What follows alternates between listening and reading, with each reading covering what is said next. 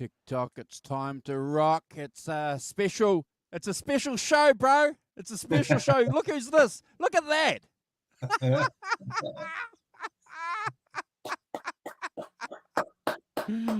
Oh, well done. Well done. I should have had the clapping queued up, bro, but good to see you, Mikey. Good to see you, Brad.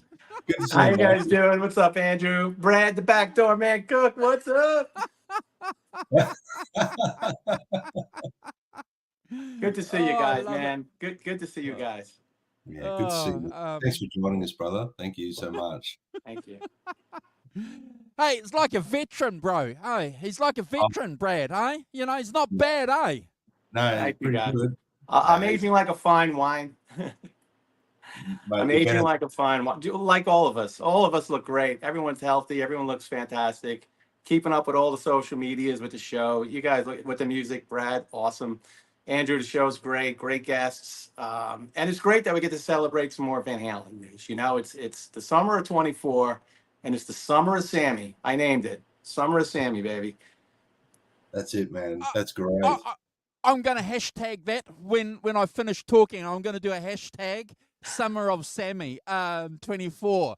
But and we'll push that on every show that we do for a while, Brad. But Mikey, seriously and honestly, bro, it's always a pleasure and a special event when you come onto our channel.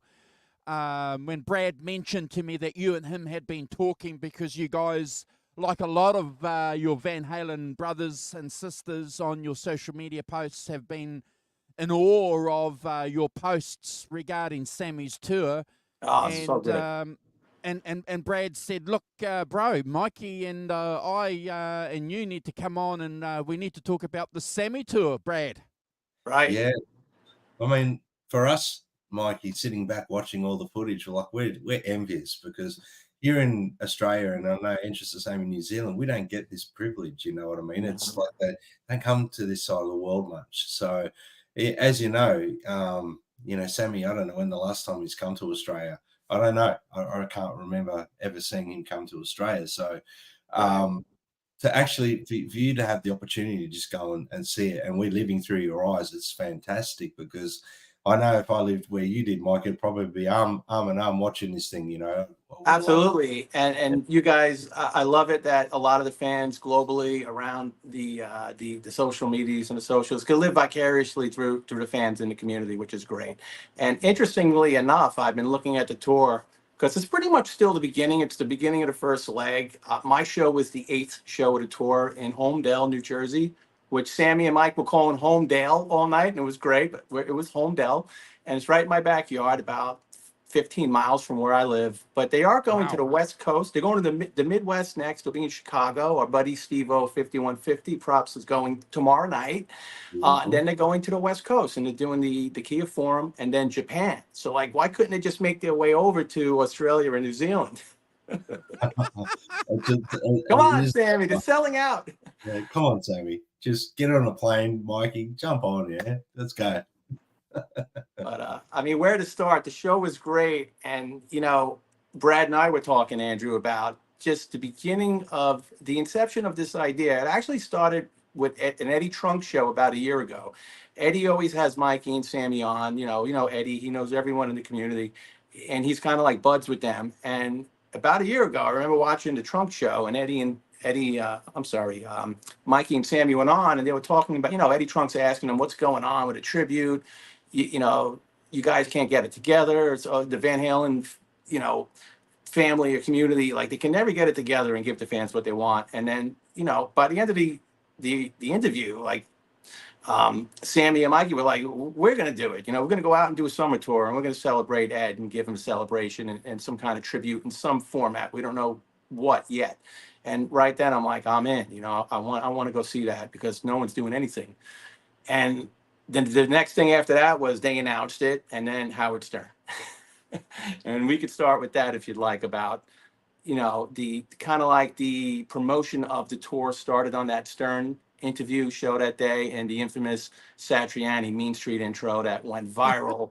And it was Yeah. like the meme of the tour, almost virtually sabotaging it before it even got out of the gate and got going. So, you know, Almost. we could talk about that in depth because I have a lot of opinions on that. And Sure. seeing all, you know how the Van Halen community is, like everyone's a keyboard monster behind the internet and anonymously Yeah. putting stuff up, and Yeah.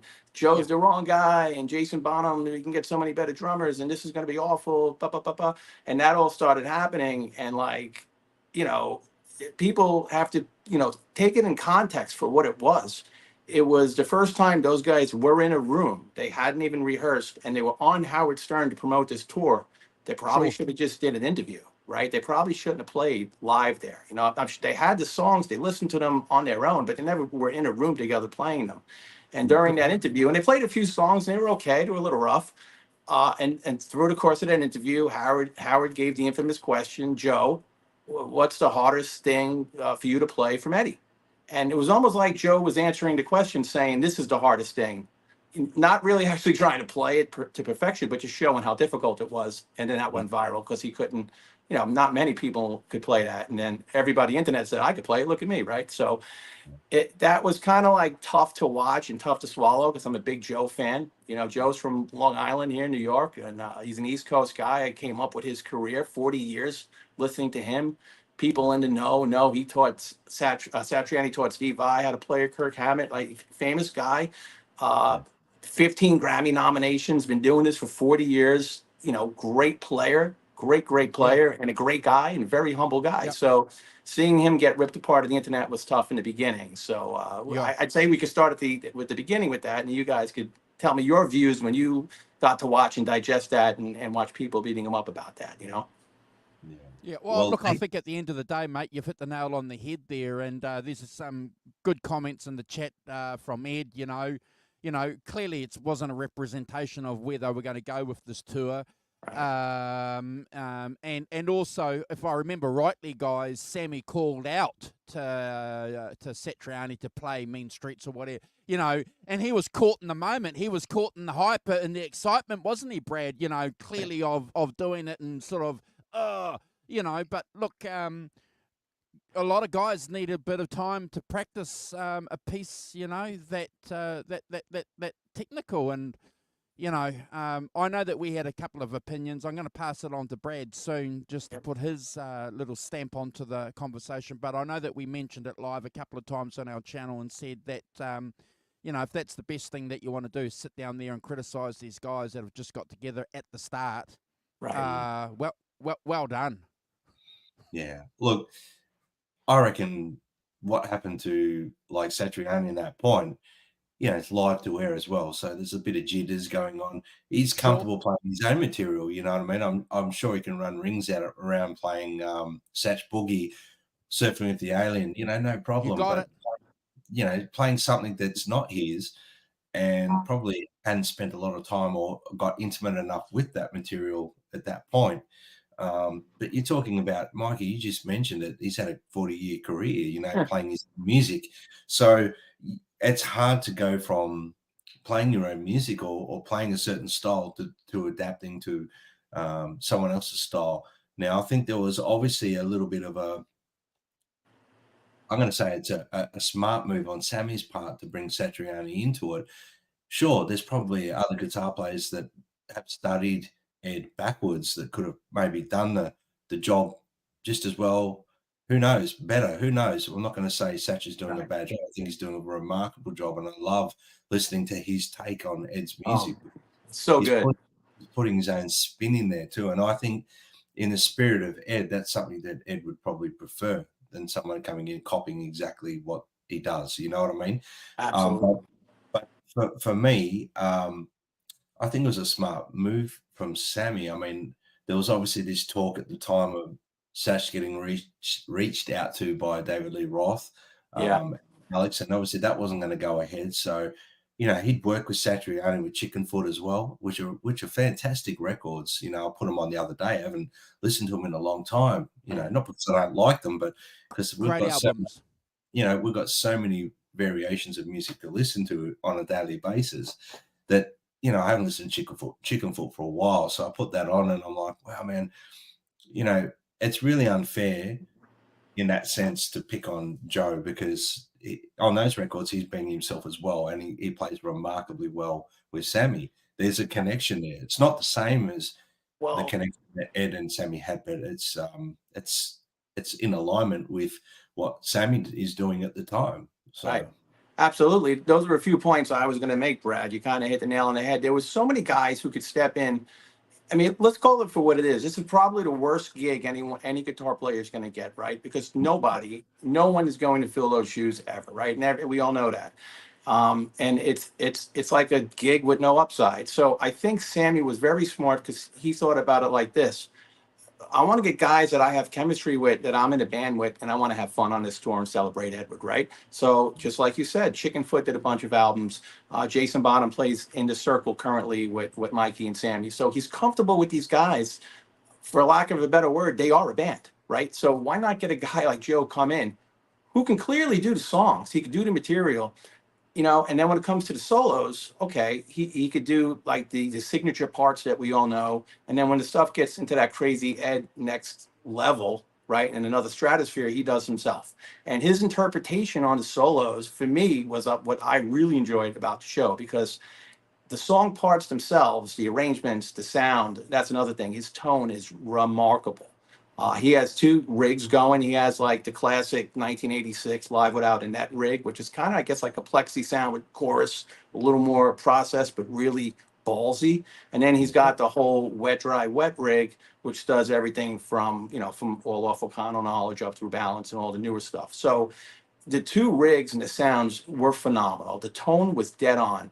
And what I was Wow. so impressed, right out of the gate, they open up with Good Enough. And like, that's the first song out of the gate. And like, it is dead on. You close your eyes and it's the tone, like all the pre-chorus parts when he throws on the phaser and the flange and he's doing the arpeggiated notes in the pre-chorus. Insane, insane.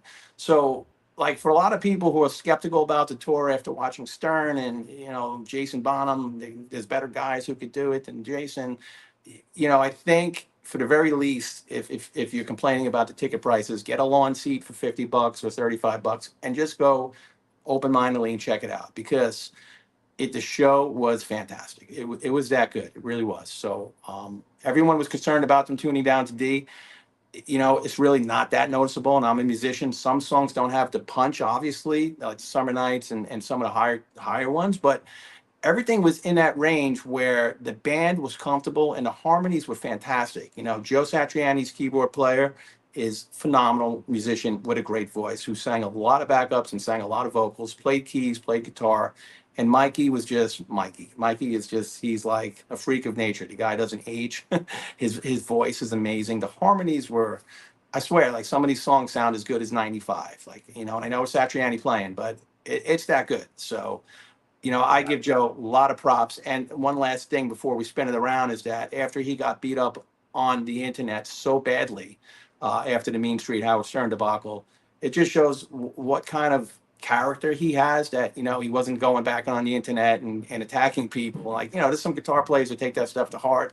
You'll see a guy like Nuno Betancourt get on there and some other guys, and I love Nuno, but they'll go out there and you know, Yep. do the whole Wolfgang thing with the internet, go back and forth. Joe just took it, you know, he took his medicine, went back, he learned songs, he did his homework, and he came out. And in the end, I think the final product, if anyone goes to see the show, you'll be like, Joe was the right choice for sure. So that's my kind of 2 cents on the whole thing. I love that, Mikey. And I think that's, you know, to end that topic, I think that's the best way, because you've just put the nail in the coffin there. It's fantastic. Yeah. Yeah, I really love how Satch just didn't sort of hit hard. I love how you mentioned the Nuno thing, and other guitar players would do that, where he's just gone sure back to the woodshed. And the stuff that you've shared, the stuff that, you know, I've seen that you've filmed from the videos from the gig, are remarkable, what he's doing. So, and so good. yeah. I mean, his set list was phenomenal. Joe, you know what I love about Joe too, and you know, we can get into Jason and Mikey and everything, but Joe knew his role. Like you said it at the onset, Brad. He did this tastefully in like an homage out of respect to celebrate Ed, play the parts. He did his homework. You know, there was a few interviews on Eddie Trunk where he said how valuable Mikey was to him, because he would go to Mikey and say, hey, how would Ed play all these parts live? What would he do here? How did he, you know, what parts would he play here? And he said Mikey was great because Mikey was like a wealth of information for him. But Joe did his homework. I dig that. He just didn't go up there and mail it in like a lot of guys do. He learned the parts. He played the parts true to the song. Right down to the tone and the sound and the effects. Everything was spot on. And then when it came to the solos, like I said, he did all the signature licks, 80% of it true to Ed. The stuff that was a little outrageous that everyone, you know, unless you're really a true Ed head, that can physically do, then he would do Satriani, and it was tasteful and it was fantastic. And just little things during the show, like during Best of Both Worlds, when it kicks in and Sammy and Mikey walk across the stage and Eddie's with them, Joe stood back. Joe knew his part, and the keyboard player came down and he did it with them. And just those little things that a person wouldn't catch. If you catch it, you're like, that's just a classy dude with a lot of character who knew his place. He wasn't going to try to fill anyone's footsteps or replace Ed. He just kept playing his parts. And that stuff, to me, as important as the music, is what a character Joe is. So his character really stood out on this tour for sure. And I think the biggest thing, Mikey, that everyone seems to be forgetting, this isn't an Eddie Van Halen tribute show either. It's a celebration of Sammy's music, you know, with Van Halen. Absolutely. And the set list, it's not all Van Halen music either. So no, you know, I mean, there's 3 Sammy songs. There's a Chickenfoot song in there. They didn't do a Montrose. They didn't do a Montrose song, but yeah, there's a lot. There's Satch Boogies in there. Yeah, there's a lot. There's 5 to 6. You know, we can go through the set list that aren't Van Halen songs. And, you know, other stuff people are kind of nitpicking on, you know, and you got to keep it positive. Like you said, he broke out the Frankenstein. That was phenomenal, but it wasn't during a Van Halen song. And again, there was a lot of stuff going back and forth where Alex pushed back on this tour. And Joe said it in a few interviews that Alex didn't want them to use the likeness of Ed or maybe the stripes or the logos or whatever. Maybe he wasn't allowed to play a stripe EVH on a Van Halen song. I don't know, but there was some kind of pushback from the camp. So he played it on Sammy's songs. So for my show, Frankenstein, he played Mas Tequila, One Way to Rock, and another Sammy song. Maybe it was 55. I don't remember. No, Heavy Metal. Sorry. So he did play the Frankenstein for 3 songs. And Mikey, also, yeah. Mikey, I'm just going to jump in, bro. And you know, again, another example of the dysfunction in Van Halen as an enterprise, Brad. In my opinion, you know, you know, why would, you know, clearly it has to be money. You know, from Alex's point of view, I don't know, but it could have been. I don't know, but you know, why would you have a problem with a guy who was a huge influence in your band for how many years? How 11 years was 11 years. 11 years. 11 years, and every 30 million albums. Every album he did with you went to #1. I think there's a rift there, and it probably stems back to Sammy's book, because even Sammy has said in interviews where they gave him this big rock and roll thing on MTV, where they did a whole big episode and series of rock gods and rock musicians, and they did an episode on Sammy, and they wouldn't let him use the songs he wrote in Van Halen, and Alex was pushing back. I think finally they let him use his song. I think it was Right Now is the one he wanted to use, but that's how bitter it is between the camp and Sammy. And you know what? Blood is thicker than money and water. And you know what? If it was my brother and Sammy wrote something in a book when he was down and out, kicked him when he's down, I get it, right? But I think time heals all wounds. And I think at the end there, the end of Ed's life, him and Sammy did reconnect and reconcile, right? So I think Alex has to let it go after all these years. Yeah, I just think you got to let it go. It's for the fans. It's for the music. It's for his brother's music, right? So I think you got to let it go. And Mikey, you know, I'm sure we've all been in situations where you've just got to, you know, cut ties and let things go, and it's good for your own mental health. So I mean, that weighs down on you. It eats at you, right? It's a heavy weight and burden you carry for a long time. So sometimes you just got to let shit go. I didn't mean to swear. Let stuff go and move on. And you know, if Alex ever watches this, just brother, just let it go, man. Just let it go and embrace what's happening now. You know what I mean? Don't Right. don't I let. mean, the love in that venue that night when I went to go see him, and we'll get into that. I seen them in Jersey at PNC Art Center in Homedale. The venue holds 18,500 people, 10,000 seats, Wow. 8,500 in the lawn. There was 20,000 plus there because you couldn't walk. There was people everywhere. I never seen it so crowded. I've seen a bunch of shows there for years. And the Wow. love that was in that place for these songs, when these songs were played, you just felt the energy from the crowd and the electricity from the crowd. Like, for Alex or, whoever in the camp not to want to see these songs celebrated for this last piece of the legacy. I mean, I'm 50. A lot of the fans are in our age group here. We're trying to push it to a younger generation and keep this thing going, right? So to fight that, to me, is just foolish when it's your own music. It's Alex's music as much as Sammy's and Eddie's and Mike's, right? So I'll never understand that because it was such a magical night. It was so good. And I don't think a lot of us will understand that, and I wonder, guys, obviously to change the subject a little bit, but to keep it still, Brad, on Van Halen. We know that Alex is coming out with a biography or a book, however you want to describe it, soon. It's going to be clearly released at his brother's anniversary of him passing. Yeah, I got to ask this question, guys. This kind of perspective that Alex has regarding this tour and Sammy, etc., is that going to have any kind of negative effect, Mikey, on the book and the promotion around the book and the excitement of the book at all?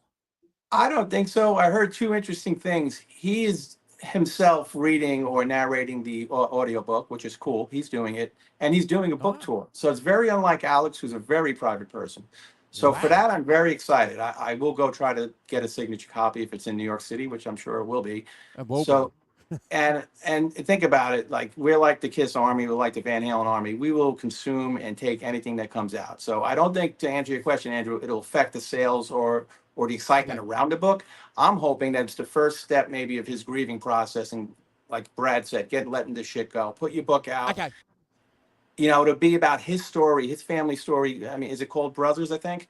Coming here with $50, being broke, having no money, we all know the story and how they lived the American dream. I think it's going to focus on his story, his brother's relationship, all through fandom, through the alcoholism, through the drugs, through the crazy shit and this and that. I don't think he's going to go in the gutter and talk about Sammy or any negativity. I think it's truly going to be about his relationship with Ed, and this will be his kind of tribute to his brother. And I hope that'll be the beginning of his grieving process, maybe coming full circle and then letting all this shit go and doing stuff for the fans and just let it go. Don't pull stuff off YouTube or somebody post something cool, That's a beautiful way to put it, Mikey. Well done.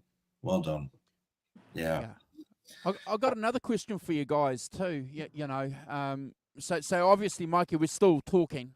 We haven't finished. We're still talking about your gig and the celebration that you had. So I've got a couple of questions, and I know that Mikey, you've played live and still do, and Brad, I know you do as well regularly. So guys, this tour's got a while to go. Yeah. These guys are clearly going to get better. We know that happens. We've heard musicians, and we've got our own experience of how you get better and better as a tour progresses. Any thoughts about this tour being recorded or a video or are they going to do anything like that, do you think, Mikey, with this gig? I mean, on the last point we were just talking about with the Van Halen, inner circle there, it would probably have to be, if they did anything, I know Sammy and Mikey would want to do it and put it out for sure, and Joe would. I mean, that's the thing about this band. They're all like just easygoing rock and roll guys. I mean, look at a guy like Jason Bonham. Look at his dad. Look at the legacy and the pedigree there of him. And can you imagine people being upset with him getting selected to play drums in this? It's John Bonham's son, for God's sakes. He's the Led Zeppelin lineage. And I've seen Jason, I've seen shows, so long. My history. 5150 was my first show in 1986. My cousin Joe took me. I was 12. I caught the Jimmy Page Outrider tour in 1988 at Madison Square Garden. Jason was on drums for that tour. And, I've come up with him playing with Paige, playing with Foreigner, playing with, you know, Sammy and the Circle, and he's gotten a lot better through the years. He had like a Wolfgang moment where he lost his dad at a younger age. I think he was dealing with the alcoholism and the grievance of his dad all through that early period. And his drumming used to get a lot of slack for that, but he admits it, he wasn't sober. Once he got his shit together, I don't know if it was a decade or two ago, he is rock solid like his dad. He did such a great job with this set list and with these songs that, again, at the beginning of the tour, he was getting some shit for the tempo. And let's remember, he's a fan of Van Halen, but he's not familiar with these songs, nor is Alex his style of play, right? So he did a phenomenal job with the parts. Every song, to your point, Andrew, the first few shows might have been a little bumpy. My show was show 8 in the tour. The night before my show was Massachusetts, was show 7, and that was their best show of the tour. Sammy even came out and said it. My show was the next night, it would top that. So now they're up to like 10, 11, 12 into the tour. Now, to your point, it's like a machine. They're comfortable. Joe's comfortable with the song. So is Jason. And now every show after that, like, you know, Brad, you play out with a band, it just gets better and better and better and better. So to your point, Andrew, I think the folks on the West Coast and the Midwest now who are going to the show might even see a better show than I saw. Wow. Yeah. That's a really good point. I think once they'll, you know, like a well-oiled machine now, they're probably out there just firing on all cylinders. I love how you defended Jason Bonham there. I think he's a phenomenal drummer. The work he's done with Black Country Communion, for example, is some of my favorite records of the last 10 years, maybe 20 years or whatever there's been since they've been coming out. I forgot about that. I'm a big Bonamassa fan. BCC is great. Exactly. And I used to muck around with my mates calling it Brad Cook Communion, you know. It's my music.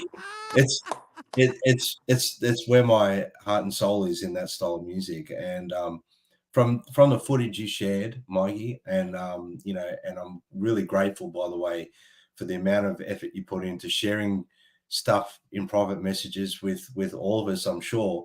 And the amount of effort you put into your stories on Instagram. I don't know how you do it, but I tell you what, the footage I've seen is remarkable, and it's great.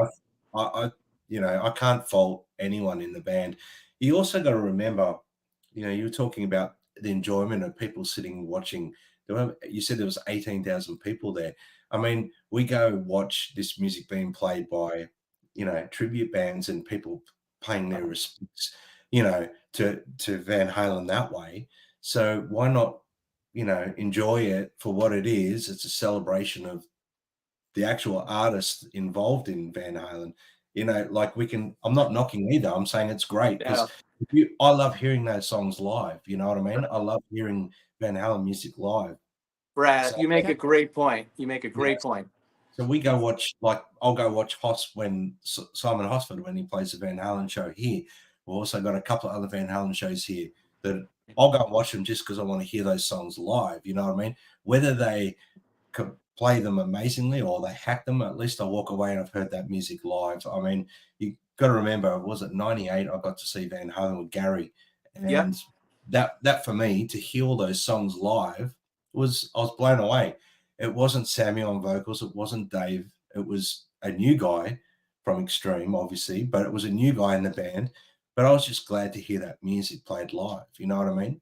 Some of that 98 footage in Australia is phenomenal. Eddie's playing was here. It was so good. And I thought Gary did a great job. I didn't get to see that tour, unfortunately, but you got to. And you know what? I don't discount that for anything. That's a great version of Van Halen. That's a great live show. I watched that show. But I want to touch on your point with the tribute bands and Simon, the great Hosford. People will go see Nerd Halen and Caleb, and I love Nerd Halen. Like, I haven't got to see them yet, but people would travel to Vegas, they'll travel to the Mountain Show in Texas, they'll go wherever to see Nerd Halen. I'm like, you won't go see Sammy in your backyard like for a $50 lawn seat? Like, come on.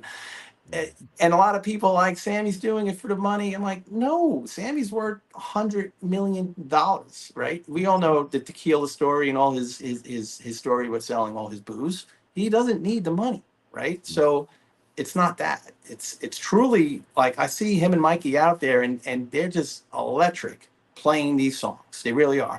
And the Circle is great. Vic's a good guitar player, but you'll never get to see this these songs played in this level and this production with the Circle of Vic. Vic can't handle these songs. Can't. So if you're a fan and you go see Sammy in the Circle and you want to see a show here on this level, I don't know how you can't go see this show. Like it boggles my mind. Anyone thinking about, I don't want to go see it. No, I can't understand that for the life of me. Now, if it was terrible, like if we saw the videos and it sounded awful, like the Howard Stern thing maybe blown up, or I saw YouTube videos and Sammy couldn't sing like a Dave, and I love Dave, then I get it. But I mean, you watch the footage, it's stellar. It's that good. Well, yep. Mikey, again, you raise a good point, and there's a couple of things I want to add to it. Raymond in the chat just makes a really, really good comment. Alex needs to go to the LA shows and feel the love from the fans for him to have an appreciation of what's going on. I agree. Maybe he's disjointed from the grassroots, Brad, so there's nothing like a bit of reality we know to sort of change your attitude and adjust your mindset. Reality is always a good thing with a cup of coffee in the morning. Yes. But Mikey, you've made a good point, because there's been so many quote-unquote reunion tours over the years where lead singers, for example, haven't, and I'm not going to name them because there are a few, but the Police, for example, they got together for a reunion tour and didn't go well, so they stopped it. And also, we know two bands have got together for reunion tours, Brad, and the tickets haven't sold. So they've had to stop it because the fans haven't been interested in going. And you're not getting any of that, Mikey, with this gig, with this tour. Well, there's two things that stand out. One, a lot of these bands who were doing it for the money, I think, like a Motley Crue, Vince Neil obviously can't sing anymore.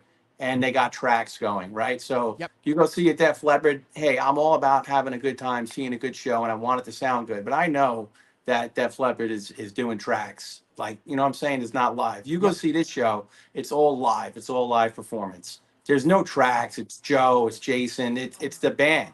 So, people can't forget that. Like, if you're going to be that critical of the performance, remember, this is live music. How many shows today do you go see are authentically live without the guy behind the curtain playing parts or tracks going playing parts? We all see the footage of Motley Crue. Nikki Sixx isn't even playing. Vince can't sing. Def Leppard sounds great. Those harmonies, they're tracks. I'm sorry. So, like, this show is 100% authentic with great players. So that's what I appreciate, and I know Brad does, and you too, Andrew. We're all musicians, right? We can pick that up clear as day. Yeah, guys, like I've practiced some of the songs I play in these cover bands and everything a million times, and I can play them so good here, but in a live scenario, it's different. We know that. As soon as you hit the stage, you can go off the rails real quick, or you can land on your feet, or you can stumble and fall. There's so many ways of looking at it. So for the success of what's happened with their show so far is remarkable, really. Let's put it that way. And I really hope and pray that Alex does step on stage with them at one point. That would be mind-blowing.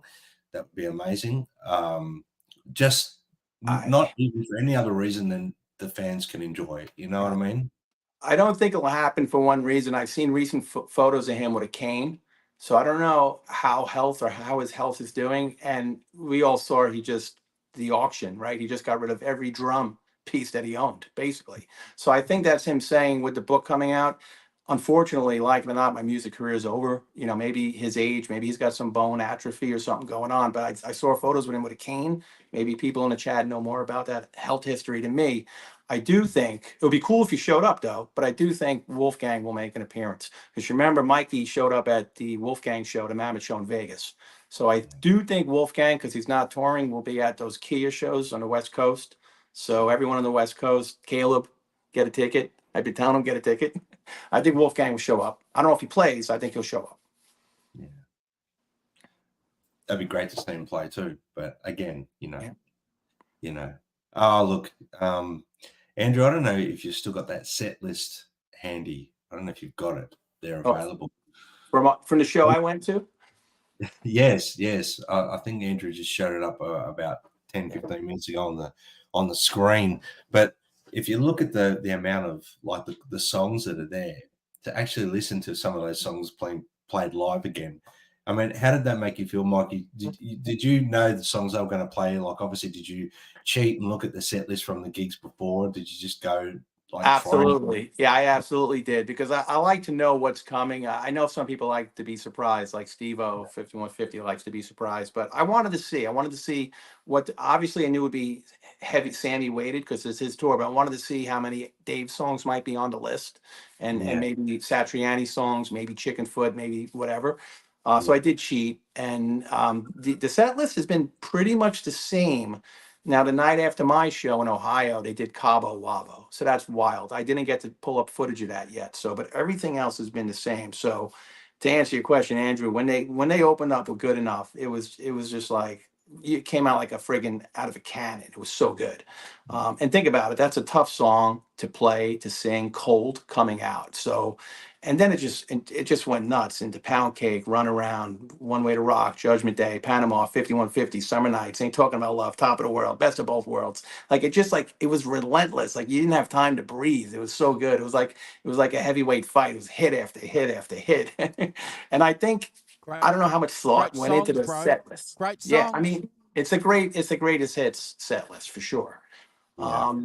You know, and originally I wanted one more Dave song, like maybe Mikey to sing Doctor, but it was perfect. I wouldn't have changed anything. Thanks for Seven Seal as well for sharing that stuff with me. That was very cool, man. I wasn't videoing it. I had my drink. I'm like, oh shit, I know Brad loves this song, so I was like, I got to video this, and I video. Thanks, man. No, it's to just be able to sit there and sit back and listen to Sammy doing this stuff. Like, please, Sammy, come to Australia. You've got an Aussie keyboard player in your band. Like, come to Australia. Bring it to Australia. We'll fly Andrew over. You know what I mean? We'll fly Andrew to Australia. You can crash on the couch here for a couple of days, and we'll go watch Sammy. You know, maybe they wanted to see how successful this summer leg would be, right? So maybe now that it's clearly successful, I think every show's been sold out. I'm hoping that he does another leg and maybe comes to your side, and then maybe comes back around and does it here again. So it's clearly a successful tour. So I don't know why they wouldn't want to do it. If they're giving us the chance to witness the celebration, right, which is great, everyone should get a chance. Over the pond in Europe, down near you guys in Australia and New Zealand, like, let everyone experience this. I mean, they're going to Japan next. Why not? Just keep going. Look, we got the great Hospit in the chat. Problem. We were just talking about you a bit earlier, sir. Yeah. Boss is boss. Do you want to do a shout out, Brad? Have you got the chat open? Can you do a shout out? Yeah. Look, I'll do a bit of a shout out to everyone here. Thanks for joining us. We've got Dwight Bailey, Mr. Sir Simon Hospit. Great to hear from you the other day too, my friend. Great to hear. Must catch up soon. We've got Ed in the chat. We've got Mr. BHB Jr. We have got Ellen Toll, my mother, Ellen. 78 EVH, Raymond Boxek, and we have Greg Roberts Tune. We have, I think I've got everyone, bro, at this stage. Got 78 EVH here, and Symmetry Trev's in the chat. Yeah, that's we've got a lot of people watching as well, so thanks for joining us, guys. Thanks for joining us in the chat there. Some great comments too. I'm reading them as we're going there. And Simon, good to see you, Simon. Let me flip this to you guys. What were the surprises? Were you happy? Were you really happy to see these songs? Was there anything missing that you wanted to see? I reckon the set list was perfect, Mikey. I think it was perfect. I mean, to be honest with you, I mean, I would have loved to have heard Dreams, but I know that's a big song for Sammy vocally. And maybe a smart choice by him to not include it in the set list, because he maybe can't pull that one off anymore. And that's the mark of a good musician, in my opinion. If you know, they're getting on in age. There's certain things that musicians can't do when they used to do when they were younger. You know what I mean? So maybe don't put it in there detuned to a point where it sounds funny. Don't put it. Yeah, leave it out. Leave it for people to go home and listen to properly on their record or whatever. Or I agree with you. I was talking about that with my buddy Jeff Goebel, and we both said surprising no dreams, but then we're like, not surprising no dreams. That's just a big ask for Sam every night to do that. I do think OU812 was a little underrepresented, underpresented, or whatever the word is, represented. I would have liked to heard Black and Blue or Mine All Mine, or like some of the crazy songs, AFU, Cabo Wabo they just did. I think they're gonna maybe start breaking into that album a little more, and then maybe some more balance. But the set list was perfect. I'm just nitpicking here. The set list was fantastic. I mean, they did 22 to 24 songs. I don't think Sam could do any more than that. It's two. My show is 2 hours and 40 minutes. At 76 years old on a summer night, that's 92 degrees. That's kick ass. Yeah. Look, the only other song I probably would have loved to have heard, which has become a big favorite of mine lately, is Aftershock. I would have loved to have heard that. I just don't know what it is about that song, but the more I listen to it, the more I love it. And over the years, it's just become one of my favorite sort of songs of the era. Wonderful song. Great tune. Great tune. Yeah, but that's a selfish thing. I just would love to hear that live. You know what I mean? But again, I think the set list is perfect, Mikey. You know, with the exception of maybe Dreams, but yeah, that's it. I reckon. Right. And I think that's, like you said, a choice that Sammy probably just couldn't do that song the justice it needs. I don't think he'd be able to pull that off. Even tuned down to D. I think they're in D for the whole show, and it sounds fine. And Sammy had no issues. Now, my show was back-to-back to Massachusetts, so I was a little concerned going in. He played Boston the night before. It was great. And I'm like, hopefully he holds up. And the whole show was fantastic. Like, he didn't have a sour note. And he's smart. He's a professional. He knows when to sing and when not to sing, and let the crowd rip a little bit, and let Mikey and the keyboard player who had the high harmonies rip, and they were doing great. And everything he did was tasteful, just like Joe and Jason. Like, everyone knew their parts. I mean, these are seasoned veterans. Like, you're getting guys to play this. And I was talking to my buddy Jeff Goebel about this too. It's like, you could put great players in the slot. You could have put a Nuno Betancourt in there. You could have put so many great players into that spot. Pete Thorne, all these great Van Halen guys were phenomenal. But it's like Simon Hosford for sure. They don't have the chemistry or the relationship with a Sammy like Joe does. Joe's been playing with him with Chickenfoot and other bands. Jason's been playing with him with the Circle for a decade or so. Mikey's been with him the whole time. So you can put any great player in there, but what that chemistry for me during the show, the songs sound great, but they get into like a jam mode where they really gelled like a band. Like, there was a part during Summer Nights right before the guitar solo where it's that little funk breakdown. It's like down, right before Eddie rips in, and Mikey and Joe and Jason locked in, and they extended that part out and just started jamming. That's what you get when you get a chemistry like that. And I don't think just putting a great Eddie copycat guy in there is going to do that and elevate the show to that next professional level. That's what the Joe Satriani could do for you, and the Jason Bonham. It's about the chemistry with those guys, because they are friends and they are a band, two different bands, but one band. So I think it was the right lineup, 100%. It was the right lineup. Good point. So do you think there's going to be any possibility, guys, that they're going to? Obviously we've seen a lot of footage, a lot of fan footage. Brad, you've mentioned Mikey obviously has clearly, and we've put his Instagram account up on the chat, and we'll put his link to his Instagram account too if you're watching on a replay and you want to catch up with Mikey. Go and send him a request to get followed. But do you think, guys, there's any possibility that they're going to record or film this for any kind of official release? I would love that. I don't know if there's a lot of bureaucracy and red tape in the Van Halen, organization about that happening. But I think they would do it, and they should do it, because it sounds fantastic. I know the fans would love it. Yeah. Wow. Mikey, I don't have a problem with Sammy and co detuning down to D either. I thought, the songs sound okay down there. I mean, you want to hear them from 20, 30 years ago, go listen to the record. We keep saying it's a live scenario. We're getting to hear this music live, and it's from the guys that were involved in the band, and they're just celebrating. The really important part that you've sort of raised is that chemistry on stage. So again, they could have brought in other guys, right, but they didn't. Sammy chose the people that he wanted to work with. He doesn't need to do this for money. It's all about the enjoyment, celebrating it while he can. He's celebrating with Mikey on bass. You know, he's been with Mikey for, you know, they're celebrating their achievements in music together with two other mates, and I think they're just doing it remarkably well. It's just fun.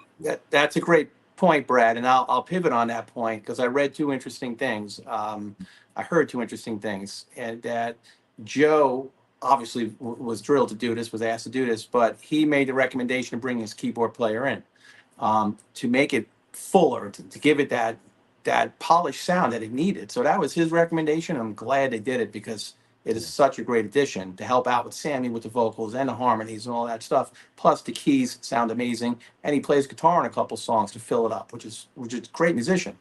And Sammy pumped $1.5 million of his own money into this, right? So, Wow.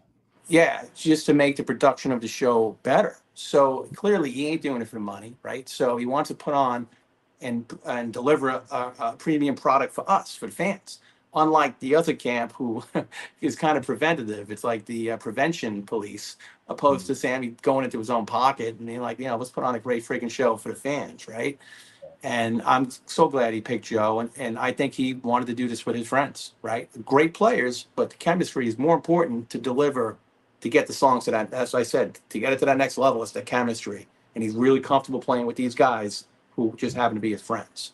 So I think that's the reason why it is so good. I'll be honest. I think a lot of people that love that, like Van Halen, are musicians of some description, whether they're a drummer, bass player, singer, guitarist, keyboard player.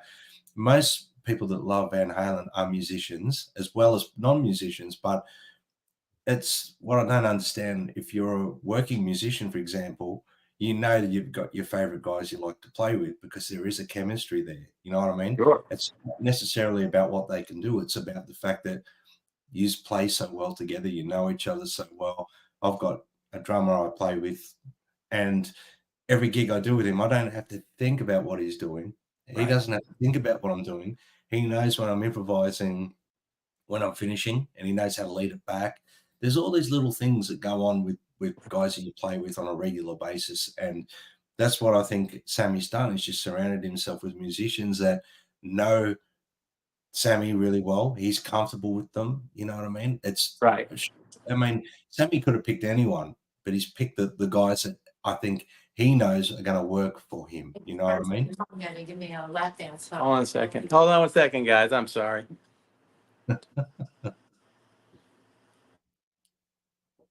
All right, so I've been left on my own solo here, so I'm going to chat to a few people in the chat. Looks like I'm doing this on my own. Hoss, I agree with your comments there, brother. I would have liked to have seen special guest guitarists get up in each city as well. But yeah, I don't know whether that's doable without rehearsing and things like that. So I guess from that standpoint, maybe Sammy didn't want to do it that way because he wants the show to be at a certain level. You know what I mean? Yeah. Good to have you back, Mikey. I was just Thank you. commenting. Sorry about that. I had the family come down here and try to interrupt the podcast. That's a no. That's all right.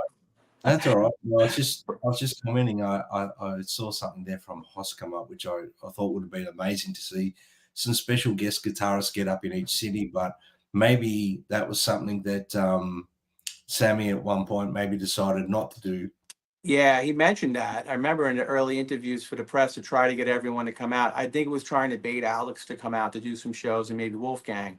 It would be really cool. I think this tour has got to this professional level now that I don't know if that'll happen unless a Wolfgang or Alex shows up. Yeah. But I wanted to touch, you were making a great point, Brad, about the chemistry and why Sammy selected who he selected. I think a lot of people are forgetting, you know, a lot of people on the internet when the tour was announced were throwing out names who should do it. It was a short list: Dweezil, Nuno, you know, Pete Thorne's those kind of guys, Simon Hosford's, Caleb Rappaport's, all the guys, Frankie Lidnia's, all the gunslingers, right? And they all would have been great.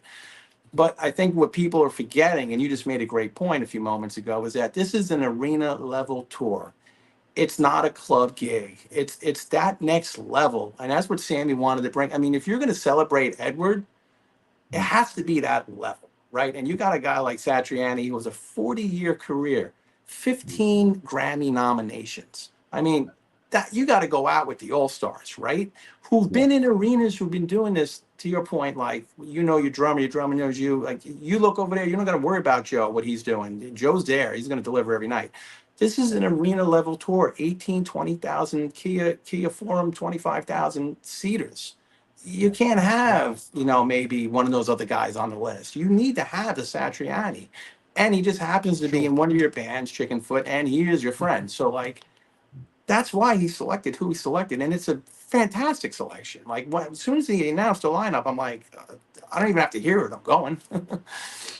Yeah, I think I what don't it have a comes problem down with that. to, Mikey, is, you know, you've hit the nail on the head just backing up what I'm saying there. But it is, I'm just reading Hoss's comment there. Like, imagine Dweezil or Nuno or Slash or, you know, any of these guys getting up and celebrating in that. But it would have been more like a jam, maybe. You know what I mean? And possibly, unless they rehearsed it or at sound check, maybe that would be an option. You know, but we just don't really know behind the scenes what's going on there. You know what I mean? So Right. behind the scenes, we don't know whether they're doing a proper big sound check. Maybe they don't want to reserve Sammy's voice, or Good point. I don't know. So maybe Sammy opted to just keep it as it is because he knows it's working. Let's just keep it like that. It could be just a professional choice that they've done that. I agree. Maybe there will be a final show somewhere along the way in this tour where a bunch of guys will get up. We don't know. But that's I think if that happens down the line, I think it would maybe when Wolfgang might get involved, and that this might be a ways. And the problem is Sammy's 76. When Wolfgang gets to the point of his career like a Jason, because Jason, there's a lot of comparisons here. Jason lost his dad at a lot younger age than Wolfgang did, but Jason did a period where he didn't touch the Zeppelin stuff. He didn't want to touch the legacy. He had his band Bonham. He was doing his thing. And it took a decade or two until maybe he turned 40-ish and sober up when he realized, I want to start celebrating my father and play his music because it should be celebrated. It's pretty fucking good. It's Led Zeppelin. So I think there'll be a point in Wolfgang's career, you know, he's in his early 30s in his career where he's done a bunch of Mammoth albums. He's clearly established himself. He's getting over the internet thing with fighting with people who are telling him he's only famous because he's a Van Halen. Get over that stuff. Don't waste your time with trolls. Focus on you. And then when he turns 40, maybe he's like, we spoke about this before on podcasts. There's going to come a point where he's going to be like, I want to celebrate pop. I'm ready now. You know, I've grieved, done with it. I'm 40 years old. I've done Mammoth. I've done 5 albums, maybe in 7 tours, 10 tours. I want to do my thing now for my dad. And maybe at that time, we get this great celebration of great players going up in there, doing a bunch of things. Maybe Sammy could still sing at 81 like Mick Jagger, hopefully. But I think at that time, we'll get a celebration like the Foo Fighters did. We have random people playing, and it'll be awesome, and we'll all get to see that. That's when I think that might happen. I think if Sammy continues to do this tour, because it's been really successful and it sounds really good, I think it'll be this lineup if the guys want to keep doing it. And I would love that. I would like to go see this every few summers and be like, hey, let's go catch this Van Halen show, Sammy show. And it'll be great. Look, I went and saw Jason play Led Zeppelin Experience here in Melbourne a couple of years ago now. And, mate, I've got to say, like, I could sit there and be analytic about the musicians he's chosen, you know what I mean? And say, oh, I didn't play Page that part of what Page does there. He didn't play what John Paul Jones played there. You know, oh, the guy singing didn't do that bit Robert Plant did. But I would just wanted to enjoy hearing that music played live.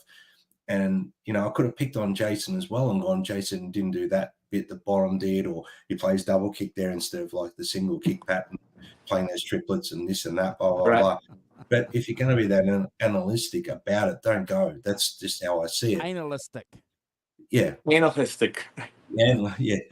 And really, at the end of the day, I walked out of there just, I had goosebumps all night listening to the music. So putting it back onto, you know, talking about Van Halen, for example, with the Jason there, what he's doing, I still would have walked out with, you know, goosebumps on my arms listening to this music, you know, played by these guys. So, you know, like I said, Mikey, thank you for sharing all that stuff with me and the internet as well, like on your page of all the stuff you filmed and that. Watching it, it just made me think, well, mate, I would have gone for sure. You know, if I had the opportunity to go see that show now, I would. Yeah, like part of me, you know, putting the videos up of all the songs. I love it, and I want people to see it, and from a good angle and from a good representation, right? Because a lot of times you see stuff on YouTube, a guy's got a camera phone, he's laying it back, it's echoey, it's punchy, you don't really hear the tone so good, and people are like, it sounds like crap. I'm like, well, yeah, it's an iPhone through YouTube, you know, from the lawn seats, it doesn't sound good. So part of it was like, okay, anyone doubting this tour or on the fence about going to see it, thinking that Sammy can't do it or Joe and Jason weren't a good selection, here it is. Like, it's fucking good. You know, check it out. If you're a fan and you like Sammy, if you like Dave, whatever, if you love that period of Van Halen, which we all love, like, you know, why not go see it? It's a summer concert. Like, imagine if it was a summer concert in your town, like you'd be there, you know, with bells on. So that was the point of it. Like, you know, it is good. You know, go give it a shot. You know, you be the judge. Don't look at the internet and read what people write. You check it out as a musician or a fan. You know, a buddy of mine went to the show. I went with a lot of friends, and some were sitting in the back, some were here, some were there. Some were musicians, some weren't. And my buddy wound up texting me, you know, 5 or 6 songs into the show, and he's not a musician. And he was just like, who's this guitar player? Holy shit, he's amazing. And that's right. And that's what you want to hear from people who, you know, don't know as much. He Yeah. didn't even know who Joe Satriani was, nor did he care. He thought Wow. the show was great. But Yeah. that's what we're forgetting, is that, like, you know, this isn't our first rodeo, but for a lot of people, Sure. it is their first rodeo, because maybe they've never got lucky enough to see Van Halen or Ed, but they are huge fans and they don't know what to expect. They don't even know who Jason Bonham or Joe Satriani is, but they know Sammy Hagar. So getting that angle of it and getting that perspective is cool too. So go check it out. Like, if you're a fan, you'd be foolish not to go check out a really kick-ass summer concert, right? There's not a lot of good shows to see anymore. That's right. Look, Mikey, what would be I guess, you know, it'd be hard to pinpoint a point of the concert that was your favorite, but what was the favorite part of the concert for you? Was it a particular song, or was it just the whole, you know, Yeah. atmosphere, or like, did you I have had a few moments, and I call them moments during this. Like you said, it's not a tribute; it's a celebration. But there was 2 or 3 moments that were really special for me. I love Mikey. Ain't Talking About Love was probably my favorite moment, because that's his spotlight and that's his personal tribute to Ed. And I've seen him do it a few different times at a few different shows. And when it gets to the end, during a hey, hey, hey, he gets the crowd going. And by the last 1 or 2, he's like, let's do it for Eddie. Like, that gets me every fucking time.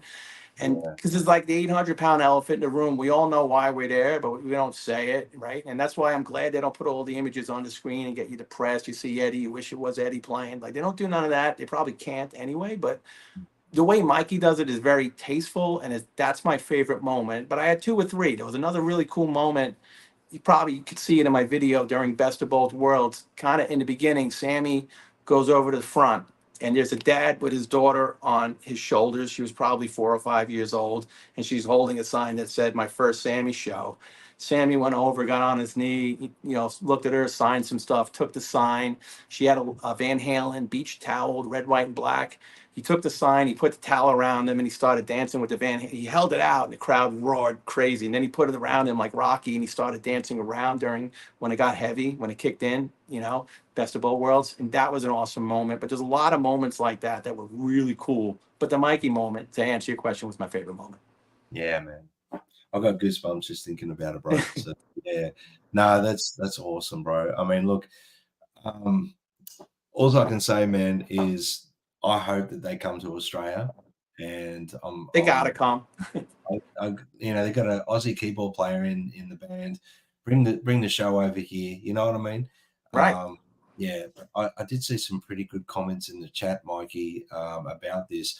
I think Hosford was saying, I hate to say this, but I think Satch feels a bit weird about that and put an end to that idea. I think that's in reference to getting other guitar players up, possibly. So that could be another reason why, you know, there's no special guest players getting up and things like that.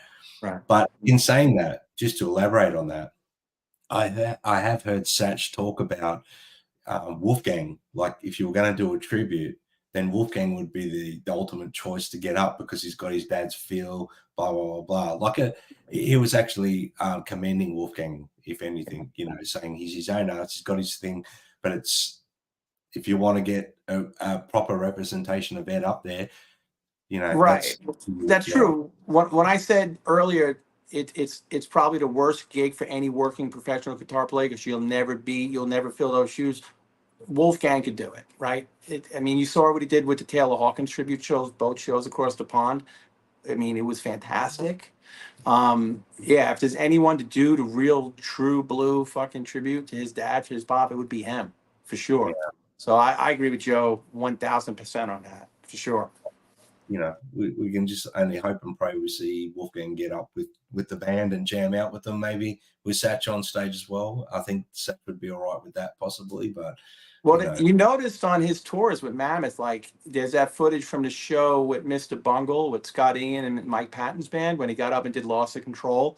There's a lot of that stuff happening now where Wolfie's a lot more comfortable with doing that kind of stuff. So, like I said earlier, to my point, where he's getting over the grieving process and Mammoth is successful and he's got a couple of tours and album under his belt, I think he feels more comfortable with, I'm going to celebrate pop when I want to on my terms. So I think you're gonna start seeing more of that, and then maybe eventually we'll get lucky enough for a tour or something, or he'll step up on one of these shows with Sammy and Mike. Who knows? that's a good point too, Mikey. I mean, I think on the last record Wolf did, he even used some of Ed's gear, didn't he? He used his Frankenstein and the Marshall. Yeah, he So used the Plexi, he used the Frankie, and he used the Dirty Movies SG that Ed sawed the horn off for the slide solo, the white one. So he yeah, definitely used those three pieces of his dad's stuff. I yeah, think that's going to progressively keep happening, and yeah, ultimately, hopefully, it translates into some shows and some appearances. yeah. So, are you guys expecting any new or repackaged stuff from Alex from the Van Halen camp when the book, his biography, has or will be released? Are you expecting anything like that, or will they just solely concentrate, guys, on the book? I'm That's hoping, you know, more. Sorry, Mikey, you go. You go, Brad, because I'm still thinking about it too.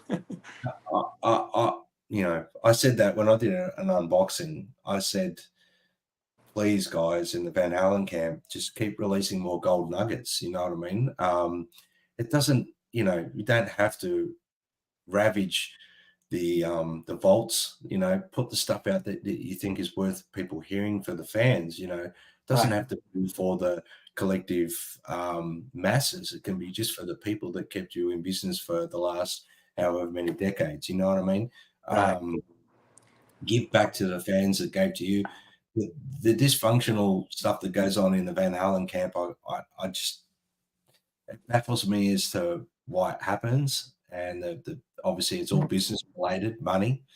But put that aside, let that go, guys, and just give the fans back, you know, because that, when I opened that, even though I've heard the album a million times, maybe more, the little extras on there just felt special to have it in my hand and Right. open it up, and it was cool. And I've gone through the book and looked at all the you know, the pictures that I've never seen before and things like that, and listening to the live performance in Texas. I've seen it on YouTube, but hearing it remastered and in better sound quality and better picture quality, it's another experience altogether again. You know what I mean? We're not, you know, hearing something that was recorded back in those eras that hasn't been released would be amazing, you It know? would be, and I have two thoughts on that. I often talk to your old ex podcast colleague Kurt 5150 Snyder, shout out, and he's got a good take on this stuff. And kind of like what Wolfgang has been quoted as saying that anything that's in the vaults or in 5150, he had always said Pop put out everything he wanted to put out. Anything that's left here was unfinished or he wasn't happy with or felt it wasn't, he didn't deem it good enough to be released for us. Yeah, So I think Wolfgang, if he's still kind of the controlling, patriarch now of this legacy, because I think Uncle Al's going to leave it to him, right? I don't think he's going to keep his dad's wishes and maybe not, unfortunately, release some of that stuff because that's what his dad's wish was. That's what Ed's wish was, right? Because it wasn't completed. He didn't want anyone to hear it. It was like unfinished work, like a Picasso, but not finished. I think what I'm hoping is like we all saw the Donington footage released in '84 earlier, a few months ago. I mean, that was a huge show. There was definitely professional cameras and pro shot stuff there. Like, I would opt to rather see that stuff come out and cleaned up.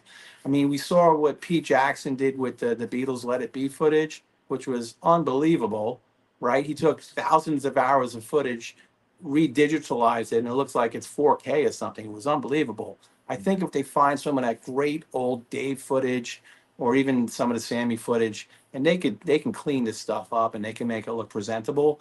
I'd love to see that stuff come out, because there's got to be a tour, a pro shot tour from '84, something in at Monsters of Rock in Donington that was pro shot. There was a bunch of bands there. Get that stuff. Have a director like Peter Jackson take it, have him hone it in, clean it up, put it out like the Beatles thing. Man, that's what I would want, you know. But Mate, who I'm knows? that too. I'm on board with that, 100%. Interesting point you made though, like in relation to the stuff that Ed didn't want to release, and he gave us everything he wanted us to hear. There's a different spin on it now. You know what I mean? It's Right.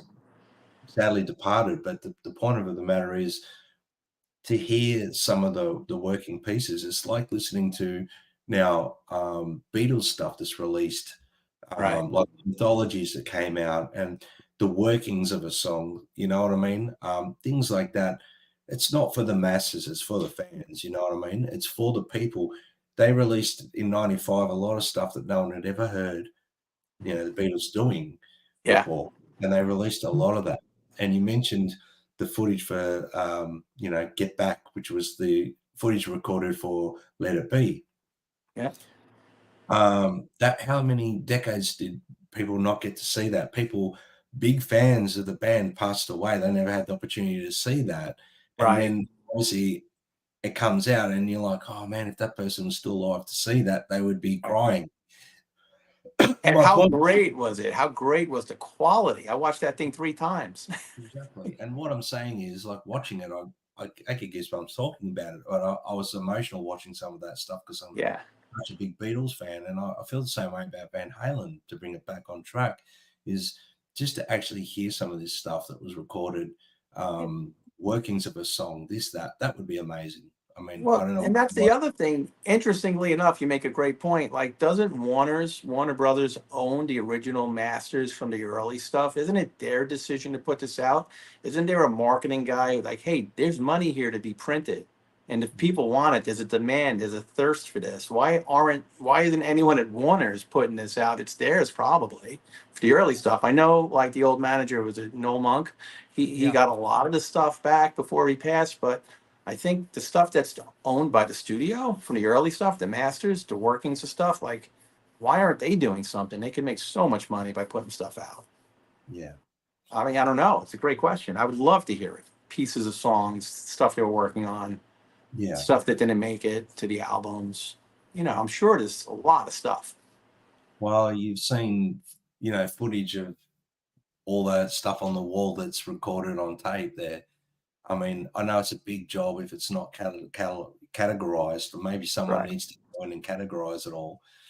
But I know this topic's been brought up a million times, so we're not going to dwell on it too much. But Right. please, Van Halen camp, just, the fans want to see and hear as much as possible that's sitting dormant. I mean, don't let the generation of fans that love Van Halen go without.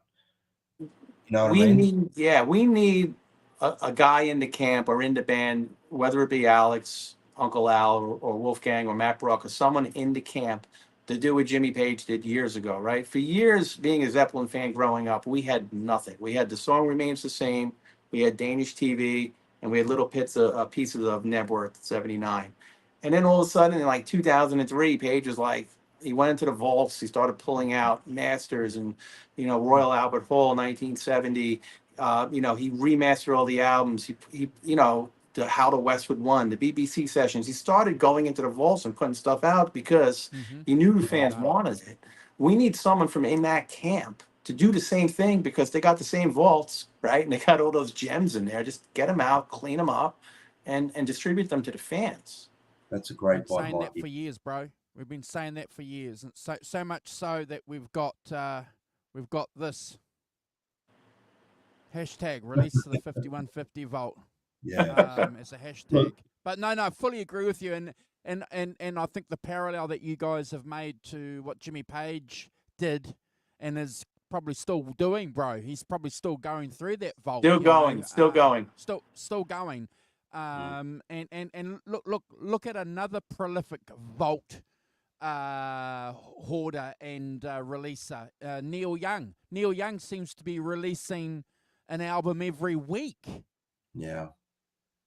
From his hoard, from his, so. But every time we get together, guys, we always say that. Tanner's got a point in the chat saying that he doesn't think that there's much in the vault, and there are a few guys that are saying that, but I don't know. I think Eddie was a little bit like Prince. Prince has got a hoard of stuff, hasn't he? Prince has got like 25,000 finished albums in his vault. I heard some crazy number with Prince, but here's the thing: that Kurt Loder MTV thing in the 90s when they went into 5150, you saw all the DATs and all the recordings and all the. Don't tell me there's not much in there. Well, I don't believe that, man. I don't. Yeah, From what I don't either. From what I've read and from what I've seen, Ed and Alex used to record a lot. They used to just go in and press record, get ideas down. I'm not saying they need to release everything, guys, either. I'm not saying we need to hear all the workings of a song that are rubbish and to that point. I'm just saying surely there's stuff in there that we can, they can release in a box set on the back end on a release of an album, like say with this one. Surely you could rummage through thousands of hours of decades worth of material and put out like 5 or 6 gems. Like, I'm sure there's something in there. That's what I'm saying. You just need to go through it, right? And it's not a present tense thing now. It's a past tense because Ed's not with us anymore. So yeah, effectively, it's very similar to what we're saying with the Beatles and that it's over, right? But the fans have been loving the Beatles and supporting the Beatles for decades, and eventually, Beatles fans like us got that material. Jimmy Page has done that too because he knows Zeppelin's never going to be anymore. We did. Maybe it's what, Brad. Maybe it's still too soon. Like Ed, it's 4 years, right? This October will be 4 years. Like, does Alex realize? And Wolfgang DeCamp, do they realize that Queen just sold their publishing for $1.2 billion? Do they realize how much fucking money they're sitting on?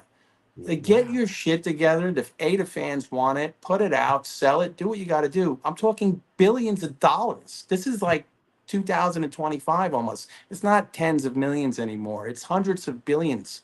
Like get your shit together, man. That's my 2 cents. Good point, Mikey. Great point, Mikey.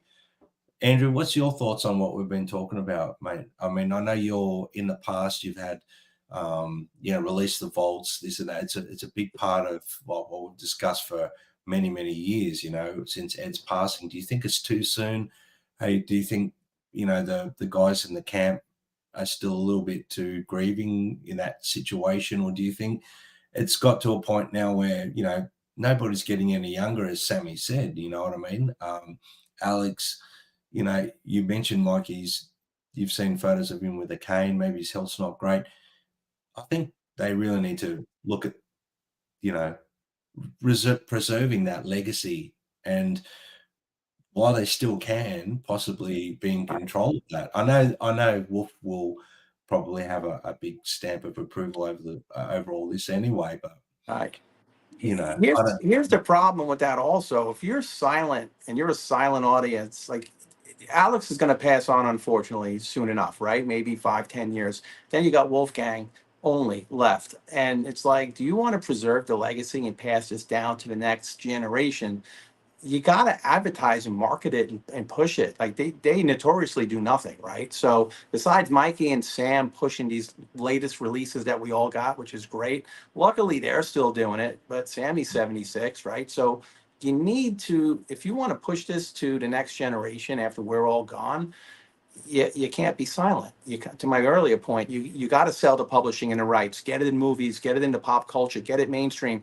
everything comes out and everything goes in a circle in the music industry. We all know this. You know what this was? This summer was the 90s tour. You guys all noticed that, right? I'm going to see like Creed next week. My buddy went to see Limp Bizkit. I just saw Sammy Hagar do a 90s Van Halen show. I mean, if all these bands, Hootie and the Blowfish did a reunion, Alanis Morissette just rolled in, Blink 182. It's the 90s right now, right? Van Halen's right in the middle of that, right? And Yeah. why you're going to wait another 3 decades for this to come back around? Because it will. So you got to position yourself and put the shit out and promote it, which they don't do any of. If Sammy and Mikey weren't doing this tour and put out, you know, the Right Here, Right Now vinyl and this new one that came out, Foreign Lawful Common Knowledge, nobody would be doing anything. And my fear is that as time goes on, you know, the legacy is gone, it's lost. It'll be lost, yeah. Yeah. And like my other train of thought earlier was the Hendrix camp. I know there's a lot of discussion points on whether the family are doing the right thing to preserve his legacy and stuff like that. But being a huge Hendrix fan, I mean, look, he's looking over me all the time here in the studio. Anything that comes out from that camp, I want to hear. Yeah. You know, even if it's a, you know, even if I've heard something a million times, I want to hear it. I want to hear whatever that. Yeah, beautiful, man. That's it, man. That's it. Yeah, I mean, you're right. That's You the want thing. it, you want to hear it. I love hearing the demos and the rehearsals and stuff like that of Hendrix. Would you play them to someone who's never heard Hendrix before as an example? No. No. You play the original albums, but what I'm saying is for the fans that, you know, have loved Hendrix, for example, for decades, at least they're getting everything. I mean, when you think about it, Hendrix had a career of really successful career for 3 years, really. And they're still releasing stuff from the vaults, Right. you know, of demos, rehearsals. He said, because whenever Hendrix had free time, he was just in the studio. That was his hobby. That was his thing, recording. And it was obviously that Ed was so creative that that's what he was doing too. So surely, you know, without sort of banging on about it, there's stuff that can be released. Absolutely. And, you know, Ed is a lot like Hendrix, and that's a great point. Hendrix had a 3-year career. There's still a fountain of music coming out because like Ed, he was probably a guy, you know, I don't know enough about Hendrix. You probably know more than me. Obviously, I'm a fan, but we all know that Ed constantly had a guitar in his hand. So he was constantly creating music, constantly recording stuff, ideas, segments, this, that. So there's probably a wealth of stuff. Look at all the Hendrix stuff in just 3 years. Now, you know, that guy always had a guitar in his hand. Yeah. That's the point. It's like there's stuff there. There's stuff there. Yeah. Got to find it. Look, it's just maybe it is too soon for the camp still to do it, but you know, Maybe. yeah. Anyway, they've had such a long career that surely there's little snippets of stuff like a take of, hypothetically, you know, they're recording Best of Both Worlds, for example, and they stopped 3/4 of the way through to do the next take. Let's hear it because we want to hear it. You know what I mean?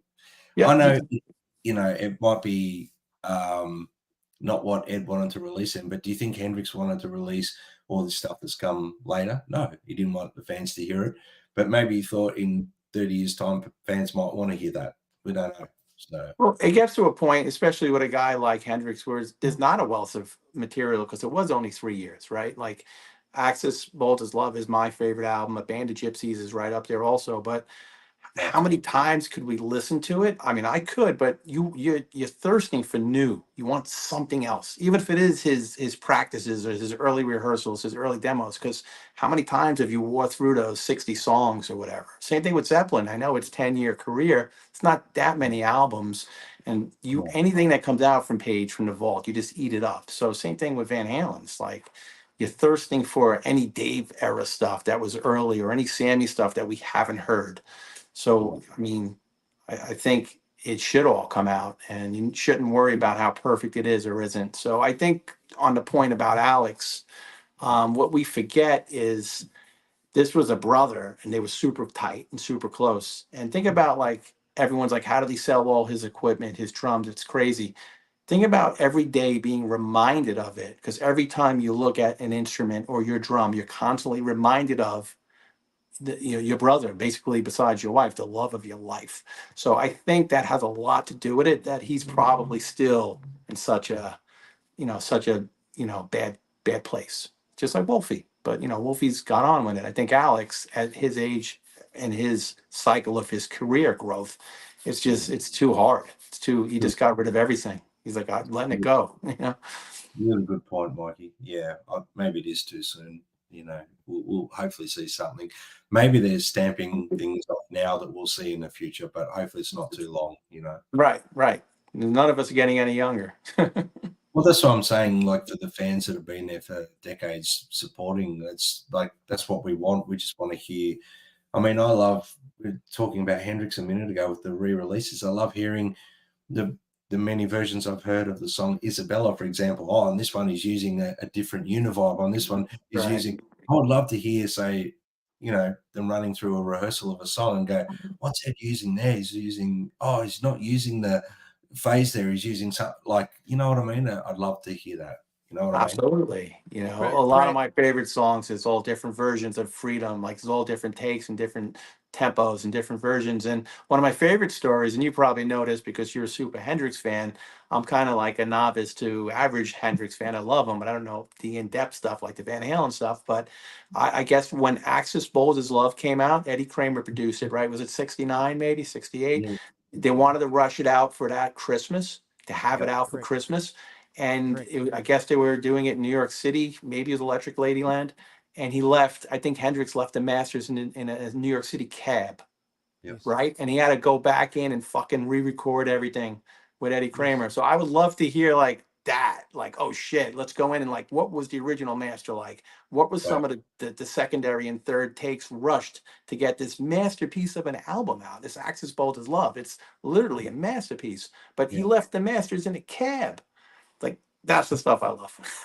Yeah. Yeah. You've hit the nail on the head there, and I think one of the points that we have to remember, especially with the Van Halen community, and if anything gets released, guys, there's going to be a lot of fans who are going to be happy, and there's going to be a shitload of Van Halen fans who are going to be unhappy. It's just what happens, Mikey. But that's the joke. As dysfunctional as the Van Halen camp is as dysfunctional as the community is. I'll just leave it at that. Not us. Do you think it's time maybe the Van Halen community, being the fans, just be more accepting? Maybe, I think it comes with age and maturity. But yes, to answer your question, absolutely yes. Yeah. Well, Andrew, I think Mikey sent through some photos. Do you have any loaded up there, or do you have any to show? I think it'd be a cool opportunity to go through some of those, possibly, if you can load them up. But we'll keep talking while you do that, Andrew. Maybe. Where did you send them, Mikey? I sent them into your Instagram, into your DMs. Oh, yeah. okay. So you Sorry, might mate, find them there. I haven't been on Instagram. Hold on, bro.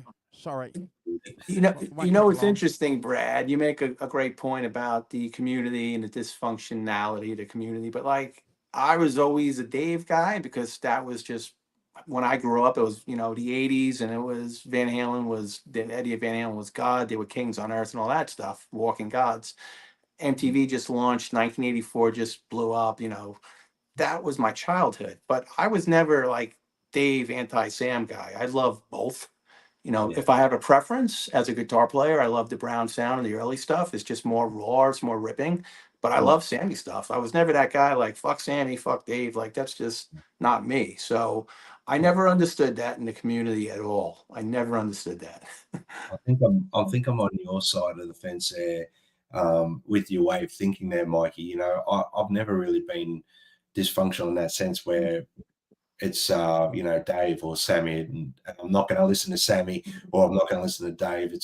I just love I love the stuff with Gary too. And I mean, the point of the matter is, it's all Ed's music. You know what I mean? So this one era is kind of dissing Ed. You know what I mean?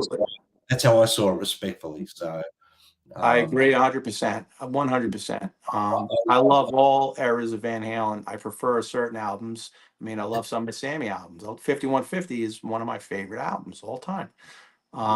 Balance over the years has slowly become another one of my favorite albums. When it first came out, I was like, okay, it's all right. But Yeah. a different a look back on it a few decades later. I have a newfound love for it. So Yeah. That's how I felt about Van Halen 3. You know, at first I was a little bit, you know, oh, there's a few good tracks on there and that, but the more I listened to it, the more I appreciate it, because that's where Ed was at that particular time in his life. You know what I mean? absolutely, absolutely. That's why you've got to look at it from that standpoint. I It's think. a body of work, right? It's like any kind of art. It's a body and collection of work as Eddie progressed in his life, right? He's not going to write same thing like a Metallica. They're not going to write the same music at 60 as they did when they were 20. It's a different mindset. It's a different aggression. It's a different of level of maturity. You're married, you become a parent, you have kids. Obviously, you're not writing what Atomic Punk at that point of your life, or maybe you are, but people evolve and grow, and you should evolve and grow with that artist as well, no matter what you listen to or what you like. That's my opinion. And I mean, you look at the evolution of other musicians, and Hoss mentioned Slash before. So for 2 seconds, I'll just discuss that. I mean, look at what he did with Appetite for Destruction and what he's doing now. Like, he's doing a blues record, and that's the maturity of a musician. You go through stages in your life. Maybe he's setting Slash. We discussed this when we did this ranking of the tracks of this album, Mikey. We discussed it and said that basically this is Slash setting himself up for 10, 15, 20 years down the track, because maybe in 30 years' time he doesn't want to be playing Sweet Child of Mine and Welcome to the Jungle, because at that point in his life he's a bluesman, you know. Absolutely. And that's a great record, by the way. That's a great record. And you know what? Even if he does go back to play Appetite, this is where he's at right now. This is his vibe. This is what he's feeling. It's great. And as a fan, you applaud it. I love it. It's blues. I'm a blues guitar player, right? Rock and roll's derived from blues. And I love how he has special guests on there. He's always got an all-star cast of people, from contemporary to classic guys to old school guys. And it's a cool twist on it. And he seems to do this every few years. And I think, like you said, there'll be life after Guns N' Roses and after Snake Pit. And obviously Velvet Revolver's gone because of Scott Weiland. But Slash will keep evolving and putting out music. And that's what we want. So there's some photos. We're teed up, Mikey. So if you want to commentate on the photos, and then when we've done the photos, I'll play the video that you sent through, bro. Sorry about that. I should have bloody checked my Instagram before we went live. Sorry, bro. It's totally cool, Andrew. Totally cool. Those were really cool. They had all the beer garden set up, and they had Sammy's vodka and tequila there. And wow. That drink, it was $20, but you got the shot glass in the Sammy cup to bring home. So that was cool. And those are tequilas there, and I think one was like a lemon, and one was maybe a raspberry. Very good. They were delicious. Making me thirsty just looking at them, Mikey. Yeah, that was one my wife took at the end of one of the songs. That's a great photo. Yeah, they would flash his logo up every so often through the show. That's great. Yeah, I think there's a photo in there of Sammy wearing the little girl's beach towel. That was one of my favorite moments. It'll come through here when you scroll through. That was just walking into the venue. That's the PNC Art Center in Homedale, New Jersey. That was us walking in. Yep.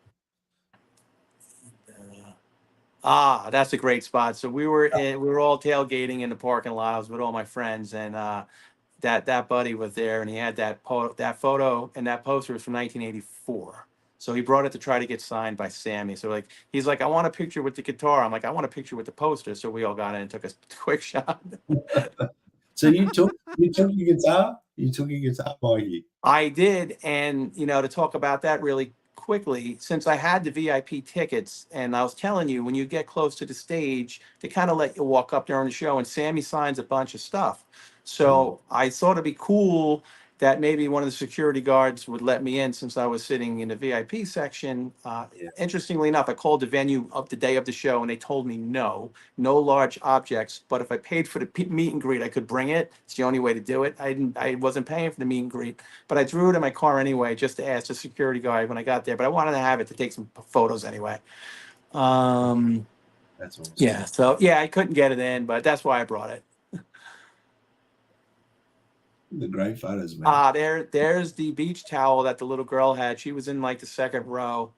And Sammy took it on stage and he started dancing around with it during Best of Both Worlds. And that's a really cool photo. So I saw that footage you posted there, Mikey. That was great. it was so great. That was one of the really cool moments of the show. My question is, did he give the towel back? He did. I think he signed it. Everything that he took on stage, buddy I was with, I think it was during, it might have also been during Best of Both Worlds. My buddy had a visor on, a tan one, and he threw it on stage. Sammy took it, he wore it, he put it on Joe's head, took it back, signed it, gave it to my buddy. Oh, wow. Yeah, I have it in one of the videos I posted. It's pretty cool. Yeah, he took the jerseys on stage, he waved them around, held them up, and then he would sign them and give them back to you, which is really cool. That was the end. Yeah, that was like before the encores. He always calls his photographer out. Jason took one from behind, and then his photographer came out and took that shot, and I thought it was really cool. That's beautiful. Yeah, two brothers. You look at that. Oh, that's a great photo too, Mikey. Yeah, the EVH store leggings there that I got my wife. Yeah, good work. Well done. Yeah. Well done. Well done. Dress yes, they say. I'm going to play the video, bro. Well, that's the thing, Andrew. It's a great summer night concert. Like, if you want to go out here, great music. You're a Van Halen fan.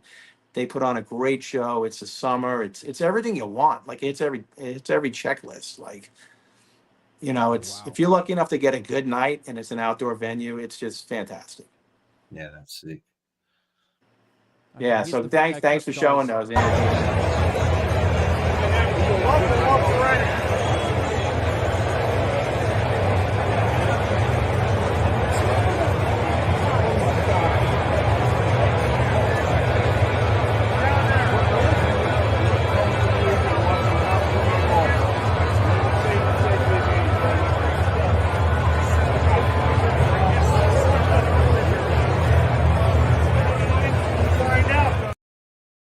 Yeah, so you can get a retrospect of the size of the crowd, and like we were walking down to the seats, and behind us is all the grass, and the lawn section even went further out, and it was like Woodstock, like there was no place to even walk across the lawn section. It's not normally like that. So, like I said, that holds 8,000 in that lawn section and 10,000 in the seats.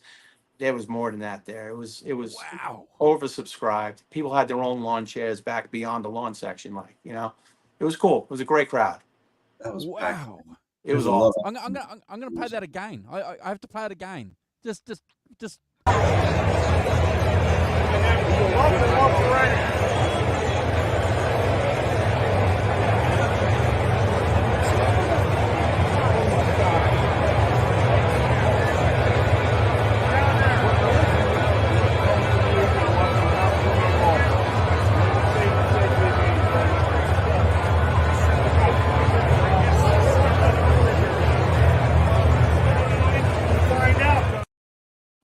Yeah, it's cool, man.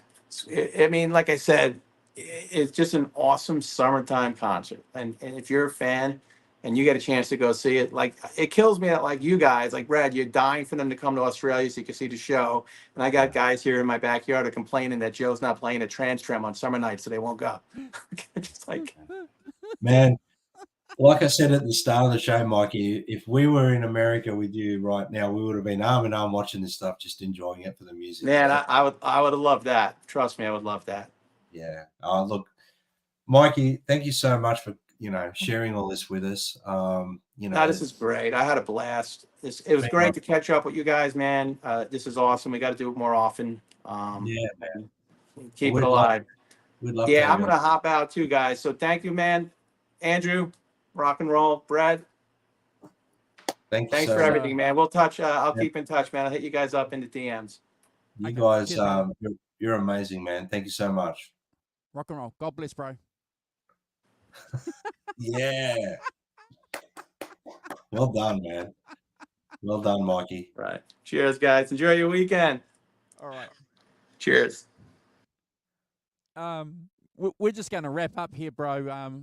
For a couple of seconds. So obviously it's always a pleasure. It's always an event, isn't it, to have Mikey on the channel. And it reminds me, bro, of the fact that we do our EVH tribute show here. That'll be coming up soon. That's on a Saturday here, so we'll be streaming on the channel for about 6 to 8 hours.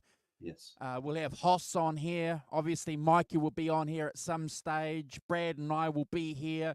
Ed, if you guys, anybody in the chat, Raymond, if you guys want to come on our EVH tribute show and spend 5 minutes, 10 minutes, or half an hour with us, flick me a message or flick Brad a message. Give me 2 seconds and I will put Brad's contact details up there. So if you can find Brad at Brad Cook Music. Yeah. Thanks, Andrew. And subscribe to Brad over there, but get in touch with Brad and you'll find me and the Rock Professor over there and John ZD351 because that's not far away, bro, our annual EVH tribute show. So we look forward to doing that, don't we, bro? Yeah, look, it's a good opportunity to celebrate from our perspective, you know, the legend and the music of Eddie, you know. And part of the reason we're all here celebrating it, you know. So and also, bro, you know, touching base with our friends, our brothers and sisters, you know, in the chat, you know, 78 EVH, you know, a very good friend of ours. If you want to come on, bro, too, you know, I know that we all follow each other on social media. And Ed, you'd love to. Okay, come on, bro. Like I say, we'll be streaming all day here to take into account 3 time zones. We start around about this time, don't we? Or even a couple of hours earlier than what the time is now, and we go for it. But to have Mikey come on, he's boy, isn't he a legend, bro? Mikey's just a gun. I love the guy. I tell you what, half of, or probably 3/4 of the stuff I find out about on social media is because of Mikey, because he shares it. He's a gun. You know, it's funny because, you know, when you don't know someone immediately, you think, oh, what's going on here, this person, but once you get to know him, he's such a lovely guy, and I love him. You know, he's got such a positive attitude towards everything that in relation to not just Van Halen, but music in general. He's just such a positive energy when it comes to, you know, celebrating music and the past and things like that, and the present as well. So well done, Mikey. We love you, brother, and such a beautiful guy, Andrew. Oh, yeah. I consider it an honor that, you know, you and I and the channel have an association with Mikey because you know, definitely a positive guy, an onto it guy. And as you said too, bro, you know, watching that footage of people going to that gig and being blown away and feeling the energy of this band and that music, it's just positive. And in some kind of small way, like a lot of other channels out there that celebrate this music, we're part of that YouTube world, bro, and we're just doing our little bit to contribute to that, bro. That's it. We're just fans. We love it, and we just want to get on here and talk about the things that, you know, people should be celebrating. I think, you know, we do a ranking of the tracks every Sunday, or Sunday here in Australia, Saturday for people overseas and stuff like that. And we do it because we love music. And Mikey's just that same sort of guy. He shares everything on social media. I don't know how he finds a lot of the stuff he does, bro. But then when he shares it, then it shows up in my feed. I go, I've already seen it. Mikey sent it through. He's already sent it. You know, I know. It's amazing, and I'm looking forward to the annual celebration of Ed show that we do here on the channel as well, Andrew. So, I'm looking forward to that too, bro. One thing I noticed too, I had my Music Man out. I noticed you've got your Music Man out, and Mikey had his Music Man out too. Yes, well, yeah, I'm deep diving into the Carnal Knowledge record.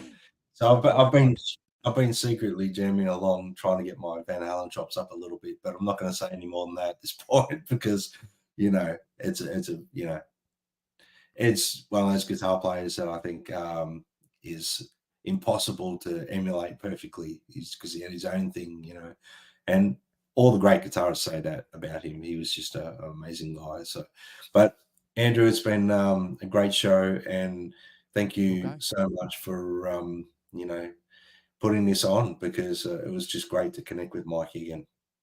No problem. And thank you, Vlad. Good to good to have you join us. And I want to remind you guys too that on the channel, please go and have a look at the unboxing that Brad did on the channel of that Carnal Knowledge box set that he got. And we're going to be over the next couple of weeks. We'll be doing a show to talk about that, to celebrate that album. We've already ranked that album, but we're going to get together, Brad and I, and maybe a couple of other guys, and we're going to just talk about that album for a couple of hours, because it's one of my favorite albums, bro, ever. Well, for me, and a lot of people know this on this channel in particular, that it is my favorite Van Halen record. Sure. And love or hate me for it, but you can't change people's opinion on music just because whatever resonates with them is perfectly fine. You know what I mean? But it's a phenomenal record, and maybe drag Conks in a headlock, get him on a couple others, and we'll just chat about it and discuss the legend of this record. It's a great record, and you know, I was so excited to get the package. I think I sent Andrew a little photo. I was at work. I got it sent to my workplace because I don't like getting parcels sent to my house anymore. So when I know it goes to work, it gets collected by reception and stuff like that. Yeah. So Yeah, that's good. Yeah, so it was good to, you know, I got the email from him. You've got a mail here, come and collect it. I'm like, I think it's the album. I think, you know, running up there. I've heard the album a million times, Andrew, but it's still exciting, you know. And good on you, bro. Like I mentioned, the little gold nuggets on this record, you know, it's what I just love, that fact of, oh man, we've got this in good quality now, and it's you know, that's a beautiful thing for a fan to enjoy. Yeah, and I look forward to doing that deep dive with you on that remastered box set. So yeah, we're going to plan that. Brad and I will plan that, and it'll be around about this time zone to take into account our North American brothers and sisters who are Van Halen fans. But I have to say thank you to you, bro, especially for taking time out on your Saturday to join us here with Mikey. I will attach Brad's social media and YouTube accounts, please, to this description. If you're watching on replay, please subscribe to him and our friends as well, and Mikey on Instagram as well. All that will be attached. And if you want to be on our channels page, if you're not already there, flick us a message and we'll make sure that it happens. We're out of here, bro. Yeah, that's it. Thanks, guys. I won't go through everyone in the chat, but thank you so much for joining us today. We're acknowledging you. We've been reading your comments. Again, I go back and read the comments after the show as well. So thank you so much for being in the chat and, you know, being Van Halen lovers and part of our community. Peace.